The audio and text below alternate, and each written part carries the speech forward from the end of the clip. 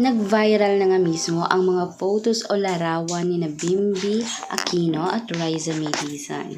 Dito natin makikita at matutunghayan na mula noong pamangbagat sila ay sila na talaga ang itinadhana hanggang ngayon. Maraming nakatuklas dito kay Riza May na talagang malaki ang potensyal na maging artista muli at mismong babalik sa movie nila na kasama mismo si Bimby. Ika din mismo ni Kris Aquino, suportado siya sa anak niya dahil mahal niya kung sino man ang mahal ng anak niya mismo. Kaya walang tutol siya dahil wala naman siyang problema kay Riza May Dizon. Ika pa niya, masaya siya dahil ngayon nakikita niyang blooming at glowing si Bimby sa araw-araw. At alam naman natin kung sino ang dahilan ng mga iyon.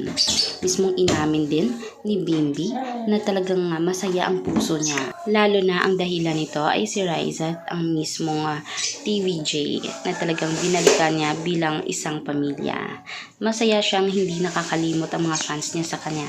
Sino ba naman ang makakalimot sa isang gentleman na sobrang yaman na si Bimby Aquino? Kayo din ba? Agree ba kayo dito? Kaya huwag kalimutan mag-subscribe, i-click mismo ang notification bell at huwag kalimutan i-share ang ating videos on public. Maraming salamat po!